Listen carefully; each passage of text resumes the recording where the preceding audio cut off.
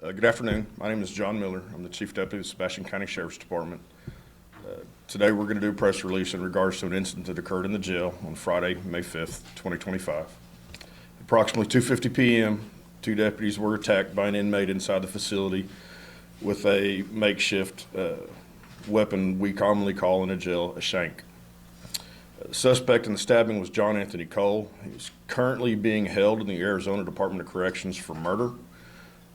He has been transferred here because of a homicide in, I believe, 2021, that he is going to face charges on first-degree murder and possession of firearm by a certain person. One of the deputies that was involved is Lieutenant Brandon McCaslin. He was in the back when the incident occurred, and he was struck multiple times with this weapon. The other deputy involved was Jacob Marsh, who was transported by EMS with life-threatening injuries. He did undergo surgery Friday evening. It was a lengthy surgery. Upon release from surgery, he was placed in ICU. He was, thank the dear Lord, released from ICU late yesterday afternoon, is now in a private room and doing well. I saw him just a little while ago. He's in very good spirits. This matter is still under investigation. There's not a whole lot more I can tell you as far as what might have caused this, how this weapon might have been attained. We are looking into various different options. However, as of right now, we do not have any definitive answers.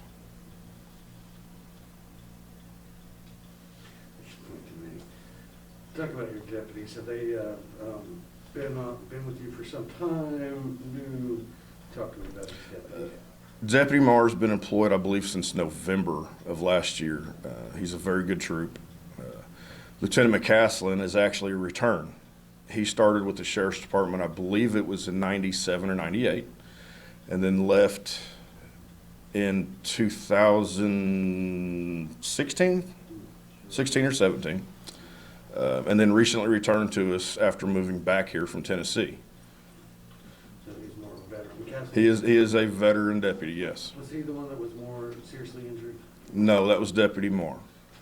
And he is now in a regular room? He is in a regular room. Okay. Yes, he's doing very well. His spirits are, considering what he went through, outstanding. We absolutely cannot express the gratitude we have for the amount of prayers and thoughts and just well wishes that all of us, from the department to the deputies individually, have received from family and friends of the community. I mean, this is a gift of God. He was hurt very badly, and he pulled through like a champ. And can you expand on, you said, given all he's been through, just what happened to him? Multiple stab? He had multiple stab wounds. As far as placement and stuff, we're not going to get into that because I don't want to give you false information. I can tell you one was directly to part of the heart, which was very scary for all of us. And the other deputy, you said multiple stab wounds as well? Yes. What can you expand on? None of those were life-threatening, potentially.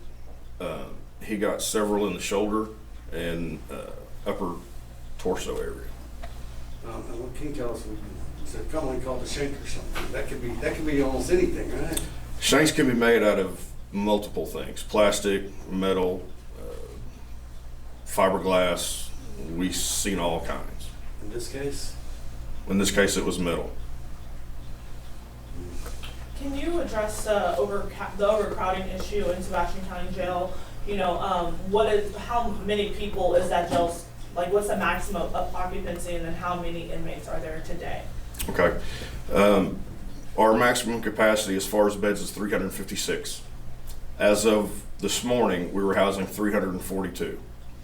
But I have to caution you on something. When we start talking about overcrowding, you cannot compare number of inmates to number of beds. You have to be able to manage the population. And I'm going to use this case as a case in point. We have an individual who, quite frankly, our facility is not built for. We don't have the space to put him in the type of unit he needs to be in. We're doing our best, and new policies are being implemented, but the simple fact is he is a supermax inmate that we do not have a supermax unit. Yeah, that's what I was going to ask next, was that prior to this incident, was he in like maximum security in a cell by himself or sharing a cell? What did that look like for him? He was in a cell by himself in a segregated housing unit by himself. Well, can you tell us more about how this happened? I know you're investigating, but initially, how did this happen? Were they moving out? How did it happen? No, basically they were doing a cell check and he came out and attacked him. That's about all I'm going to get into with that. Matter of seconds? I don't know that it was seconds. Did other officers get involved to pull him off of the other officers? There were additional officers that did arrive. However, I will tell you that Mr. Cole was subdued by the 2 deputies he attacked. Nice. They did not quit. And I can tell you right now, I'm so proud of them. I don't have the words to express it. Best case scenario too, they survived, they're doing good. Just will you guys use this as kind of maybe looking at other inmates that are possibly dangerous, how you're going to handle them? This will be used as training, yes. You're talking about Supermax, this isn't a Supermax facility. What do you mean for someone who doesn't know? For that type of facility, you have to be able to separate them sight and sound to where there's no potential possibility that the person that's in that kind of unit has any type of communication with other inmates. By doing that, you have to basically have separate facilities. We don't have that. So now is he in that segregated housing that you were talking about? Yes. Like, no contact? He's in the same housing unit he was in because we don't have another place to put him. He's still being held in this facility? Yes.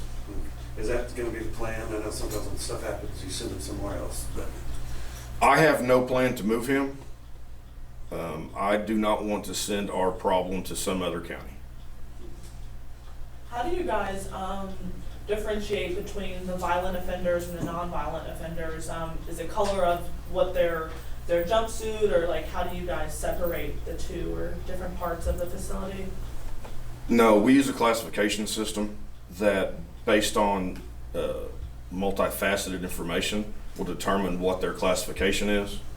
You can have somebody that's got a violent history, but that history has basically been mitigated over institutional time. That is now, we'll say, a medium classification.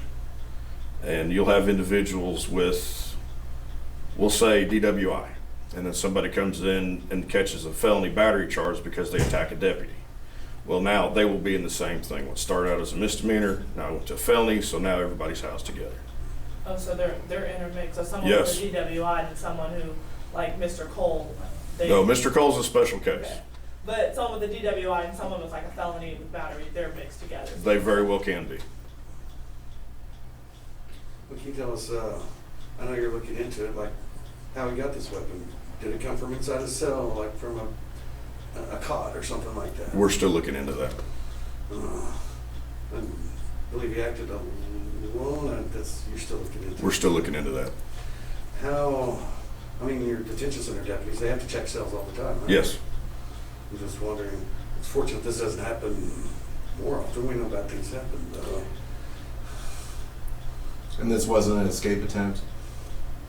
Not that we've perceived it as an escape attempt, but let me go back to what you were Is that what saying. you've been reviewing and thinking about in your head, you know? We have all, I'm going to say without question, the administration, jail administration, patrol, CID, we have all weekend been kicking around what could we have done differently, how did this happen?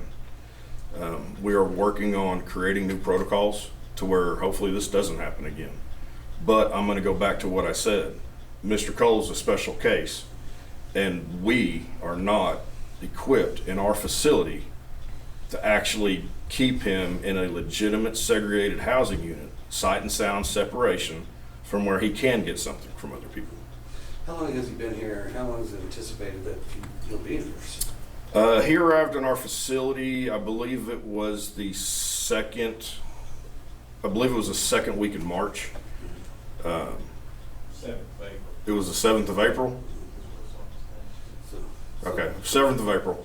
And he has been here ever since. He'll be here till trial or for some He will be time? here till trial. His trial date is set for, I believe it's July 14th. If that holds. We'll see. And facing new charges, I'm assuming as well. Those are being looked into right now. We're gonna actually try to get with the prosecutor this afternoon to discuss those charges. Was that attempted murder? In my opinion, yes. But I will not speak for the prosecutor. Can you rename the officers? I know you said Jacob Marsh. Can you rename them? Mar, Mar. M-A-R, One R, two R's? one R. One R, Jacob. It'll be on the press release that I'll give you after this.